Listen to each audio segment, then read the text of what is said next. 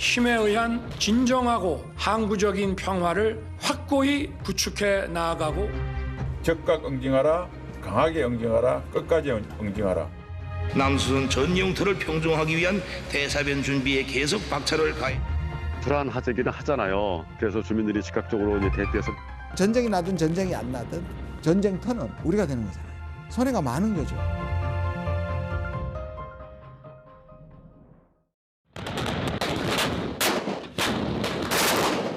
새해 첫날 육군이 전방 지역인 철원에서 K9 자주포 사격 훈련을 실시했습니다. 다음 날에는 포병과 기갑 부대가 전방 동부와 서부 전선에서 일제히 훈련을 했고, 그 다음 날에는 해군이 동서남의 전역에서 해상 기동 훈련을 했습니다. 동시에 한미 연합 기동 훈련도 일주일 동안 이어졌습니다. 새해 벽두부터 시작된 북한을 겨냥한 대대적인 화력 과시. 윤석열 대통령은 신년사에서 힘을 강조했습니다. 대한민국은 상대의 선의에 의존하는 불종적 평화가 아닌 힘에 의한 진정하고 항구적인 평화를 확고히 구축해 나아가고 있습니다. 북한도 강경 일변도입니다. 지난 금요일부터 오늘까지 사흘간 북한은 서해 북방 한계선 부근에서 해안포 사격 훈련을 실시했습니다. 포탄은 9.19 군사합의가 해상 사격을 금지했던 완충구역에 떨어졌습니다. 군사합의가 파기됐다는 걸 무력으로 확인한 겁니다. 김정은 국무위원장은 만일의 경우라는 단서를 달아 핵전쟁을 언급했습니다. 유사시 핵무력을 포함한 모든 물리적 수단과 영향을 동원하여 남수선 전 영토를 평정하기 위한 대사변 준비에 계속 박차를 가해 나가야 하겠습니다. 또 남조선이 아닌 대한민국이라는 표현을 쓰며 남북 관계가 적대적인 두 국가 관계로 고착됐다고 했습니다. 흡수 통일, 체제 통일을 국책으로 정한 대한민국 것들과는 그 언제 가도 통일이 성사될 수 없다는 것입니다. 남과 북의 강대강 대치. 하지만 군사적 충돌을 막아온 최소한의 안전판 9.19 군사합의는 이제 없습니다. 2024년 한반도는 사르는 판처럼 아슬아슬합니다. 지금 한반도에서 전쟁의 가능성은 정말 이것은 아무리 강조해도 부족할 정도로 위기라고 하는 거죠.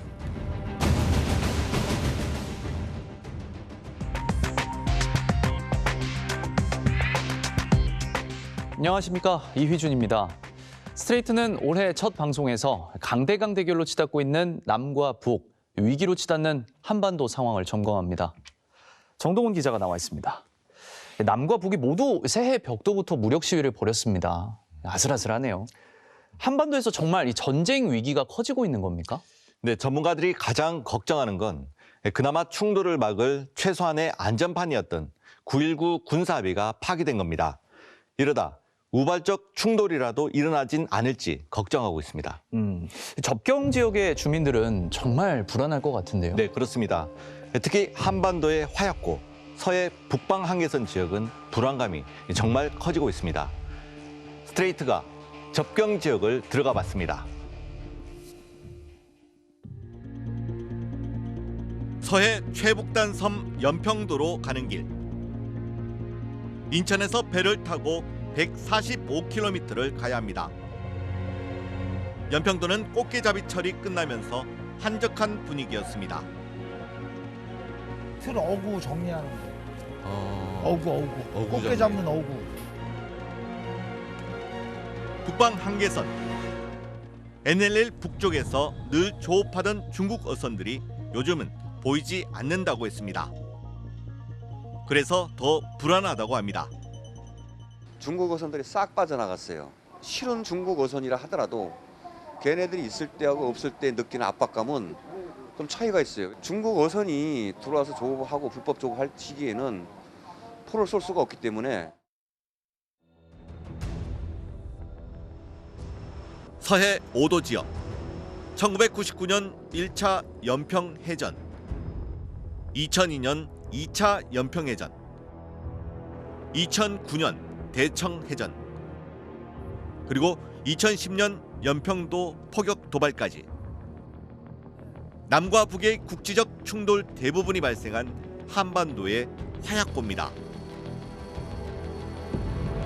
지난 2018년 9.19 군사합의에서 남북한은 이곳의 충돌을 막기 위해 완충구역을 설정했습니다. 이 구역에서 포사격과 해상 기동훈련을 서로 금지했습니다. 하지만 군사합의가 파기되면서 북한은 연초부터 잇따라 보란듯이 완충지대로 해안포를 쐈습니다. 우리 군도 K9 자주포로 맞대응했습니다. 주민들은 긴급히 대피소로 이동했다가 우리 군의 대응 사격까지 모두 끝난 뒤에야 나올 수 있었습니다. 포 사격이 있었던 어제 다시 연평도로 들어가 봤습니다. 북한군의 개머리 해안 포 진지가 보입니다. 포문이 지금도 남쪽을 향해 열려 있습니다. 연평도와 12km 거리입니다. 김일성, 김정일 부자를 찬양하는 선전 문구가 보일 정도로 가깝습니다. 금요일 상황은 어땠을까요?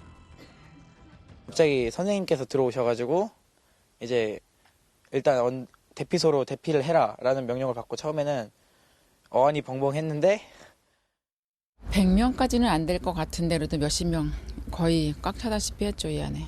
무서워하고 겁먹는 사람 있더라고요. 13년 전인 2010년 북한은 연평도에 포탄 170여 발을 발사했습니다. 군인과 민간인 4명이 숨지고 19명이 다쳤습니다. 건물 320여 채도 부서졌습니다. 이게 불발된 포예요. 추진체에 이제 남은 잔해물이고 이 앞에 탄도 부분은 터져 나간 거. 여기는 이제 큰 불 나는 포가 떨어진 거예요. 그래서 이제 지붕이 내려앉을 정도로. 학교에 있던 아이들 30여 명이 대피했던 지하 방공호입니다. 방과 후 교사였던 단춘아 씨는 지금도 기억이 생생합니다.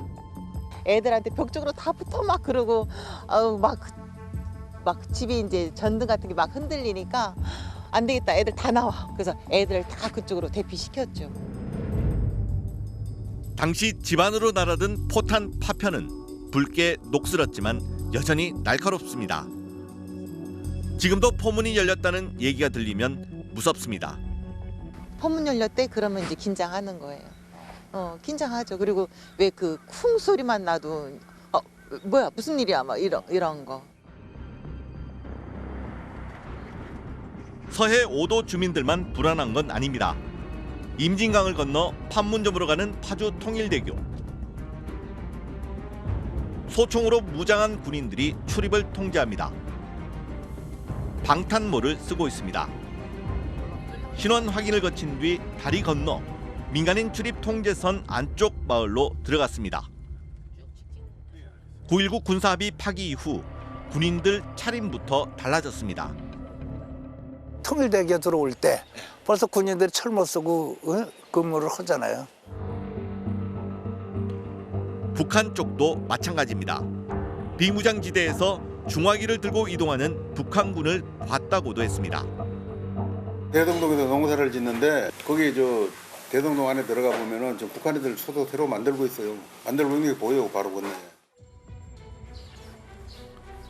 취재진 출입은 이 마을까지만 허가가 났습니다.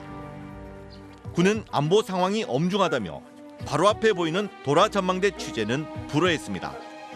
주민들이 도라 전망대에서 10년째 해오던 해맞이 행사도 금지했습니다. 저 전망대 꼭대기 올라가면은 그 다리 밑에가 지피가 있어요. 북쪽에도 그 앞에다가 지피에다가 다 무기도 갖다 놓고 총을 쏴도 뭐 그걸 맞을 수 있으니까는 좀 여기가 위험하니까는 좀 다른 데서 하시라고. 경기도 연천군의 한 마을. 면사무소 앞 콘크리트 바닥이 움푹 패였습니다. 지난 2014년 북한군이 대북 전단 풍선을 향해 쏜 고사총 탄환이 민가까지 날아와 떨어진 겁니다. 총탄은 충분히 이길 수 있는데 가까워요. 전단을 그 당시에 이제 많이 날렸으니까. 그동안은 대북전단 금지법 덕분에 잠잠했지만 최근 헌법재판소의 위헌 결정으로 주민들의 불안감이 커졌습니다. 대북전단 살포를 주도해온 한 탈북단체는 바람 방향이 북쪽으로 바뀌는 봄을 기다리고 있다고 했습니다. 남북이 한때 확성기 방송으로 서로 으르렁댔던 경기도 김포의 한 마을. 강 건너 북한 마을이 훤히 보입니다. 주민 2명이 나란히 걸어갑니다. 북한군 경비초소도 눈에 들어옵니다. 일개 소대 40명 정도가 저기서 근무하면서 우리를 보고 있는 거죠. 주민들은 2018년 이후 남북이 같이 중단했던 확성기 방송이 다시 시작될까 걱정입니다. 전방부대 관계자는 방송 지시가 내려오면 언제든 틀 수 있도록 시설 점검은 맞춰놓은 상태라고 했습니다. 빵빵 돌리고 무섭더라고요. 조선 무슨 뭐 어쩌고 그냥 그리는데 아유 무서워. 그땐 진짜 무서웠어요. 남북한이 총구를 맞대고 있는 접경지역. 이곳 주민들에게 9.19 군사합의 파기는 실질적인 전쟁 공포입니다. 저 이스라엘인가 뭐 인간이 몇천 명 죽고 있잖아요. 애기들도 죽고 태어나자마자 죽고. 그거 보니까 아이고 이거 전쟁 나지 말아야지. 근데 우리나라도 어떻게 될지 모른다고 내가 내 마음이 그렇다고 불안해. 9.19 군사합의가 파기되면서 접경 지역의 모습이 과거로 거꾸로 돌아가고 있는 것 같습니다. 네, 지금 보신 것처럼 가장 위험한 곳은 서해 북방 한계선 지역입니다. 충돌 위험을 막기 위해 설정했던 완충지대가 사실상 사라졌기 때문입니다. 그럼 연평해전 같은 국지적 충돌이 또 벌어질 위험이 커진 겁니까? 네, 그렇습니다. 2018년 남북한은 군사 합의에 따라 비무장지대 GP 11개씩을 철거했습니다. 군사분계선 5km 안에서 포사격과 대규모 기동훈련도 중단했습니다. 하지만 5년 만에 합의가 파기되면서 남북한이 다시 무장하고 있습니다. 국방부가 공개한 사진입니다. 지난해 11월 남북한이 잇따라 9.19 군사합의를 파기한 바로 다음 날 비무장지대에서 북한군이 나무로 된 초소를 만들고 있습니다. 군사합의로 없앴던 감시 초소 GP를 복원하고 있는 겁니다. 남한도 GP를 복원하기로 했습니다.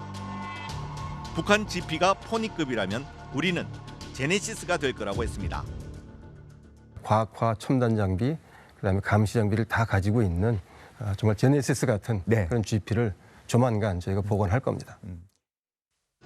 판문점 공동경비구역 JSA에서도 권총이 다시 등장했습니다.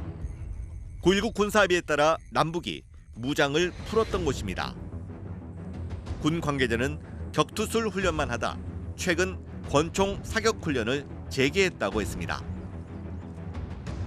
군사합의는 지난 2018년 평양에서 문재인 대통령과 김정은 위원장이 만난 직후 체결됐습니다. 남북이 처음으로 맺은 군비 통제 합의입니다.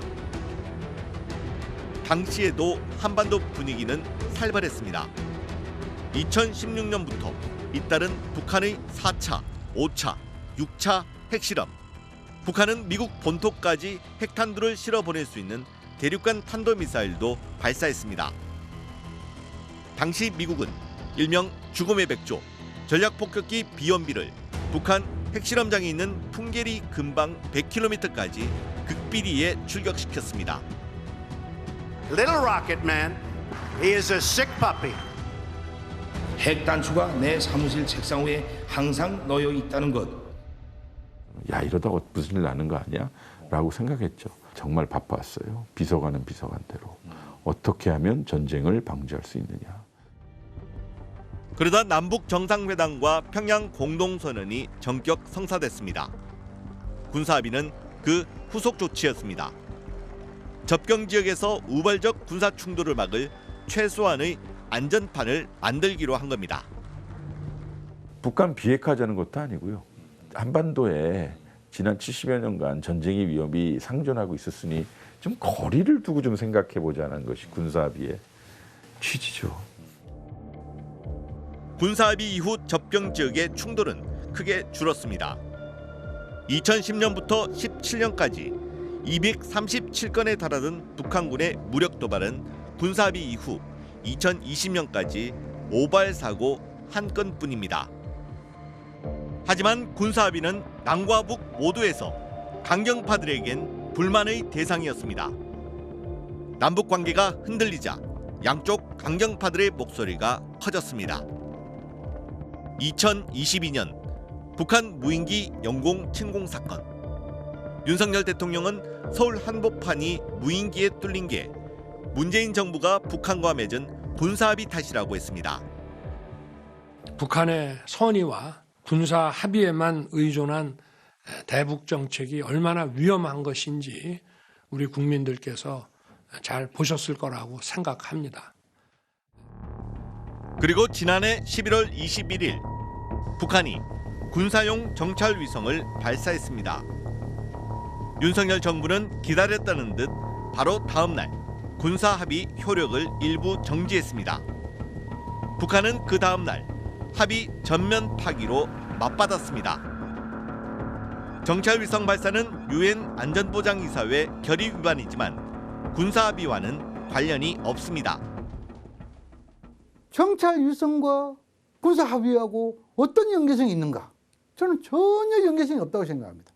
그런 생각을 봤을 때 어차피 윤석열 정부는 이 9.19 군사분야 합의서가 한마디로 깰 수 있는 맹목만 계속 찾아왔다. 윤 대통령은 후보 때부터 군사합의에 부정적이었습니다. 상대가 이행을 할 때 우리도 이행해야 되는 거 아니겠습니까? 군사합의를 북한이 얼마나 어긴 걸까요? 신원식 국방장관은 북한이 그동안 3,500차례 이상 위반했다고 말했습니다. 그런데 국방 백서를 보면 주요 위반 사례는 17건이라고 나옵니다. 국방장관의 말과 국방 백서 내용 어느 쪽이 맞을까요? 해안포 개방과 북한의 숨쉬는 소리까지 위반이라고 포함되면 3,500회가 맞겠죠? 이걸 전체를 다 과장해서 이렇게 3,500회라고 얘기할 수 있는 겁니까? 아니 명시가 되어 있습니다. 포덮개를 하게 명시가 되어 있습니다. 환기나 청소를 위해 포 덮개를 벗긴 것까지 모두 더해 3,500회라는 논리입니다. 윤석열 정부가 효력을 정지한 건 군사합의 1조 3항, 군사분계선 상공을 비행금지구역으로 설정한 조항입니다. 국방장관은 군사합의 때문에 북한 장사정포 감시가 어려워졌다고 주장했습니다. 사실은 비행금지구역을 통해서 북한을 제대로 전선 지역에서 바라볼 수 없다는 거거든요. 정찰 감시 능력을 우리 스스로 족쇄를 찼다는 거거든요. 정말 군사합의 때문에 감시를 못했을까요? 군사합의 체결 당시 군은 사실이 아니라고 했습니다.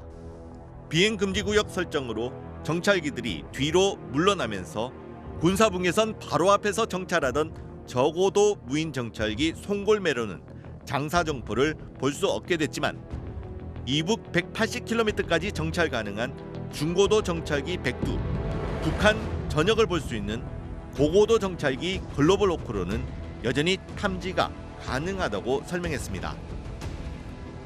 여기에 미군 위성이 수집한 정보까지 있다고 했습니다. 한마디로 감시 공백이 없다는 겁니다. 신원식 국방장관이 북한이 장사정포 또는 해안포 포문을 연 것을 다 포함해가지고 3,600여 회의 군사적인 합의 위반했다고 했습니다. 그 위반했다는 것은 결국은 뭐냐니까 우리의 최첨단 정찰 위성으로 다 보고 있었다는 반증 아니겠습니까? 반면 군사분계선 바로 앞에서만 볼 수 있는 저고도 정찰기만 보유한 북한은 군사합의 파기로 다시 숨통이 트였습니다. 군사합의로 손해보고 손발이 묶여 있었던 쪽은 오히려 북한이었다는 겁니다. 우리의 시력은 한 1.4 정도가 되지만 북한은 결과적으로 0.01 정도로 뚝 떨어지니까, 그러니까 북한은 오히려 그런 감시 능력이나 또는 거기에 따른 어떤 표적 관련 이런 거에 대해서 북한은 전혀 못한 거죠. 그러니까 군사합의 파기와 관련해 미국은 이런 입장을 밝혔습니다. We had an opportunity to exchange views on this, and we agreed to stay in close consultation going forward. 무슨 뜻일까요? 동의를 했더라면 한국을 지지한다, 9.19에 대한 지지한다 그랬을 텐데 이거는 곤란하지만 미국이 동의하지 않는다는 뜻입니다. 한미 논의 과정을 잘 아는 인사는 한국이 합의를 전부 파기하겠다고 하자 오스틴 장관이 반대했고 일부 조항을 효력 정지하는 선에서 정리됐다고 전했습니다. 미국이 한반도 긴장을 원하지 않았다는 겁니다. 국방부는 한미 간 논의 내용은 비공개 사안이라며 미국은 신중하고 절제된 대응이라고 우리 정부 조치에 지지를 표했다고 주장했습니다. 군사합의 파기를 전후해 국방장관은 즉강 끝 방침을 일선 부대에 내렸습니다. 적극 응징하라, 강하게 응징하라, 끝까지 응징하라. 이 세 가지 원칙을 절대 잊지 마라. 유사시 오해를 풀 수 있는 남북 연락사무소와 군 통신선은 276일째 끊겨 있습니다. 우발적 충돌 위험은 물론 충돌이 전면전으로 번질 위험도 커진 겁니다. 대화가 사라진 남과 북. 그 자리를 양쪽 강경파들의 목소리가 채우면서 전쟁 위험은 더 커졌습니다. It does potentially raise the risks that there could be something, again, accidental or some sort of miscalculation that happens on areas close to the border because of this movement of forces farther forward. 군사적 긴장은 높아가는데 우발적 충돌을 막을 수 있는 채널은 없는 상황이 되어버린 거죠.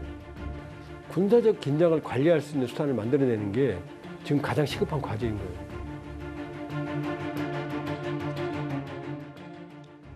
이쯤 되면 군사합의 파기가 정말 누구를 위한 건지 잘 모르겠습니다. 네, 윤석열 대통령은 압도적 힘을 계속 강조하고 있습니다. 문재인 정부가 만든 합의는 가짜 평화이고 진짜 평화는 압도적 군사력에서 나온다는 논리입니다. 압도적 군사력을 강조하는 걸 보니까 무기 도입도 많이 늘어나겠군요. 네, 이미 엄청난 비용이 투입되고 있습니다. 한국형 삼축 체계 무기를 도입하는 데에만 앞으로 5년 동안 41조 원을 쓰기로 했습니다. 41조 원이요? 안 그래도 지금 정부 세수가 구멍 나서 걱정이잖아요. 어떤 무기들입니까? 네, 대부분 공격 무기들입니다. 육해 공군이 경쟁적으로 무기 도입에 나서고 있는데 정말 꼭 필요한데 돈을 쓰고 있는 건지 걱정도 나오고 있습니다. 국군의 날 시가행진이 지난해 10년 만에 부활했습니다. 윤석열 대통령은 현직 대통령으로는 처음으로 시가행진에 참석했습니다. 군은 최신 전략 무기인 탄도미사일 현무, 요격미사일 LSAM을 공개했습니다. 이날 등장한 무기들은 한국형 삼축 체계의 핵심 무기들입니다. 삼축 체계, 윤석열 정부가 북한 핵을 막겠다며 최우선 국방 과제로 삼은 무기 체계입니다. 1축은 선제 타격, 위성이나 정찰기로 북한의 핵미사일 공격 징후를 미리 파악해 타격하는 킬체인입니다. 2축은 요격, 북한이 쏜 미사일을 공중에서 미사일로 요격하는 미사일 방어 체계입니다. 3축은 보복, 1축, 2축으로도 못 막아 공격당하면 엄청난 화력으로 북한 지휘부를 제거하는 대량 응징 보복입니다. 이런 선제 타격 중심의 삼축 체계는 논란을 일으키고 있습니다. 선제 공격이라는 국제법 위반의 부담이 당연히 따르는 것이고요. 만약에 오인을 해서 발사하는 징후로 우리가 판단을 하게 되면은 우리가 북한을 선제 공격하는 것이 되고 이건 불가피하게 전쟁이 일어나는 거거든요. 그런데 삼축 체계에 엄청난 돈이 들어갑니다. 윤석열 정부가 밝힌 향후 5년 국방비 총 규모는 349조, 연평균 7%씩 늘어납니다. 정부 전체 지출 증가율이 3%니까 2배가 넘습니다. 이 가운데 삼축 체계 구축에 들어가는 돈만 41조 원이나 됩니다. 전체 무기 예산의 3분의 1이 삼축 체계에 들어갑니다. 군은 이때다 하고 경쟁적으로 무기 도입을 대거 늘리고 있습니다. 이번 정부 들어 새로 도입하는 삼축 무기만 14종. 지하 100m 벙커를 파괴하는 신형 탄도미사일 현무5, 자폭 드론, EMP탄, 한국형 아이언돔, 이른바 참수부대 침투를 위한 대형 기동 헬기입니다. 공군은 4조 원을 들여 F-35 스텔스 전투기 20대를 추가로 사들입니다. 해군도 해상 기반 삼축 체계를 별도로 구축하겠다고 나섰습니다. 대부분 공격용 무기들입니다. 윤 대통령은 삼축 무기만 따로 운용하는 전략사령부 창설도 지시했습니다. 그 파괴력을 계속 향상시키다 보면은 실제 전쟁이 일어났을 때는 우리 전쟁 목표를 초월한 파괴, 그걸 넘어서는 파괴가 이루어진다는 거거든요. 이렇게 됐을 때 상대방도 그에 상응하는 보복을 한다고 가정이 되면 이 전쟁은 이제 이겨도 지는 전쟁입니다.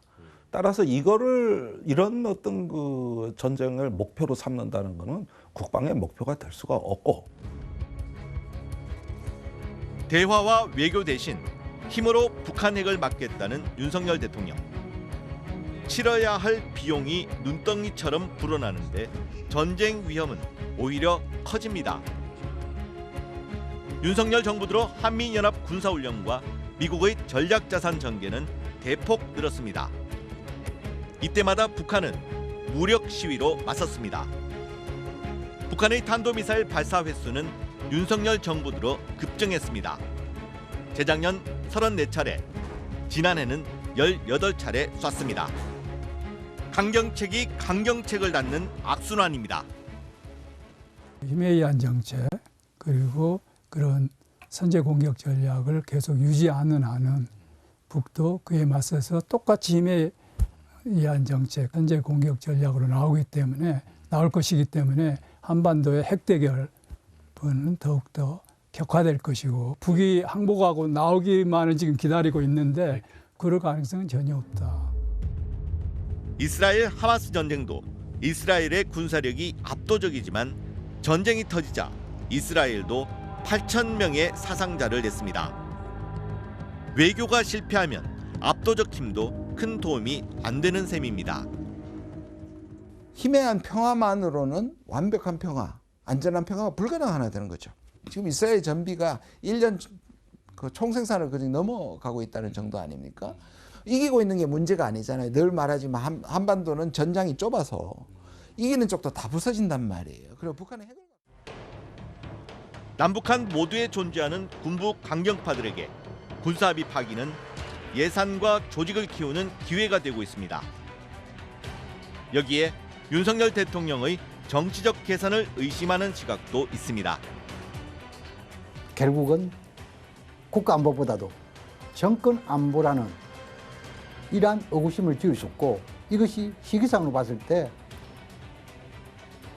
내년 4월 총선에 활용하려는 그러한 의구심도 지울 수 없다고 생각합니다.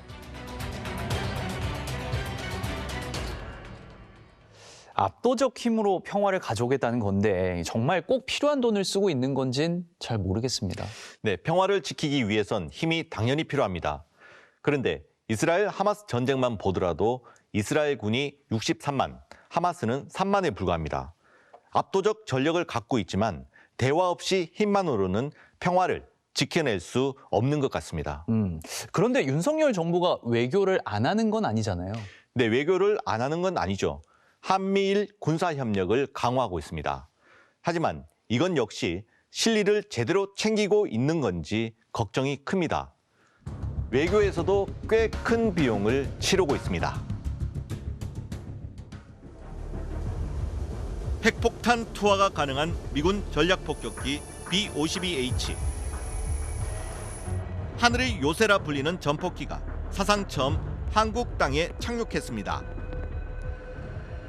핵미사일 20기를 탑재할 수 있는 세계 최대 전략 핵잠수함 켄터키함도 한반도에 입항했습니다. 윤석열 정부는 북한 핵을 막겠다며 미국의 전략 핵 자산들을 한반도로 끌어들이고 있습니다. 일본과도 군사적으로 밀착하고 있습니다. 사상 처음으로 독도 인근에서 일본 해상자위대 이지스 구축함과 합동 군사훈련을 했습니다. 일본 전투기와 합동 공중훈련도 건군 이래 처음 실시했습니다. 한미일 세 나라는 지난해 말 하늘과 바다에서 12차례 함께 훈련했습니다. 군사대국 부활을 꿈꾸는 일본은 반기고 있습니다. 해외 파병, 해외 작전, 그다음에 적을 상정한 공격 능력, 이것까지 모든 것을 사실상 한미일 안보협력의 이름으로 허용을 하는, 그리고 미국이 그걸 사실상 보장해주는, 일본에게는 최대의 특혜, 그러니까 미국보다도 더 특혜를 얻게 된 상황이 된 거죠. 한국이 일본과 군사적으로 밀착하면서 내주는 건 없을까요? 일본 후쿠시마 오염수 방류를 용인했고 강제동원 피해자 배상 문제 역시 사실상 일본의 책임을 없애주려 하고 있습니다. 일본과 공동 이익을 추구하면서 지역과 세계 평화를 위해 함께 노력해 나갈 것입니다. 미국도 한미일 삼국 협력을 반기고 있습니다. 뉴욕타임스는 바이든이 윤 대통령과 기시다 총리를 캠프 데이비드로 초청한 것을 두고 미국 외교의 꿈이 실현된 것이라고 했습니다. 미국, 일본, 호주, 인도가 뭉친 안보협의체 쿼드에 미국, 영국, 호주의 오커스, 그리고 한미일 군사협력까지 얻으면 미국의 중국 포위 전략은 완성체가 됩니다. 우리는 북한을 방어하는 데 도움이 된다고 그러지만 이 한미일 동맹이란 수단은 북한을 넘어서서 이 동아시아 지역에서 인도 태평양 전략, 다시 말하면 중국을 배제하고 견제하는 전략으로 가게 돼 있다. 윤석열 정부가 가치 외교를 내세워 미국, 일본과 밀착하면서 러시아와 중국은 한국에 등을 돌리고 있습니다. Это будет разрушать наши отношения. Республика Корея отнеслась к тому, что мы возобновили бы сотрудничество с Северной Кореей по этому направлению. Вас бы это порадовало?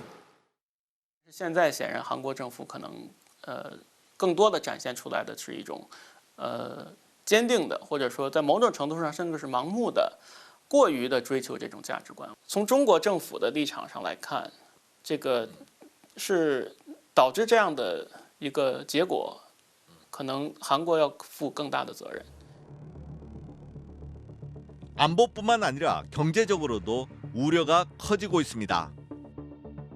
통상국가인 한국에게 그 우리의 통상의 기본적인 그 재료를 제공하는 국가와의 충돌은 한국의 경제적 재앙을 불러일으키게 돼 있습니다. 윤석열 정부의 이런 강경 일변도 가치 외교가 지속될 수 있을까요? 당장 올해 말 미국 대선이 변수입니다. 여론조사에서 앞서고 있는 트럼프 전 대통령이 당선되면 어떻게 될까요? I think if he tries to talk to Kim Jong-un without getting North Korea to stop its provocations, I think that could be very problematic for President Yoon, and that would create some friction between the U.S. and South Korea. 북한 핵을 막겠다며 힘의 논리를 선택한 윤석열 대통령. 그러는 사이 외교의 문은 좁아지고 있습니다. Deterrence may be necessary, but it's not sufficient. It must be accompanied by diplomacy. And there's an increasingly urgent need for diplomacy on the Korean Peninsula. Diplomacy with realistically achievable and critically important goals. 동서고금을 통틀어서 전쟁을 연구했던 많은 사람들이 어떤 자기 힘만 믿고 상대방을 그냥 압도하고 굴복시키려는 장군이나 지휘관을 가장 무능한 지휘관, 무능한 지도자로 봤다는 거예요. 외교적으로 큰 비용을 치르지 않고도 안보를 달성할 수 있으면 그게 그만이지. 오로지 물리적인 힘에 의해서만 평화를 달성한다는 건 외골수거든요. 굉장히 위험한 사고방식입니다. 그리고 지금 한반도의 전쟁 위기는 다시 커지고 있습니다. 충돌 지점이 한반도잖아요. 그러니까 미국은 멀리서 하나의 방패를 세워놓은 거고 일본도 방패를 세워놓았으니까 우리가 제일 희생되는 거죠. 모든 긴장과 전쟁이 나든 전쟁이 안 나든 전쟁터는 우리가 되는 거잖아요.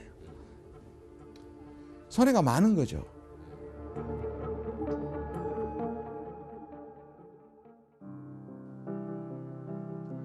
평화보다 더 중요한 가치가 있을까요? 2024년 제발 한반도에 전쟁 위험이 없는 진짜 평화가 뿌리내리길 바라봅니다. 탐사기획 스트레이트 다음 주에 뵙겠습니다.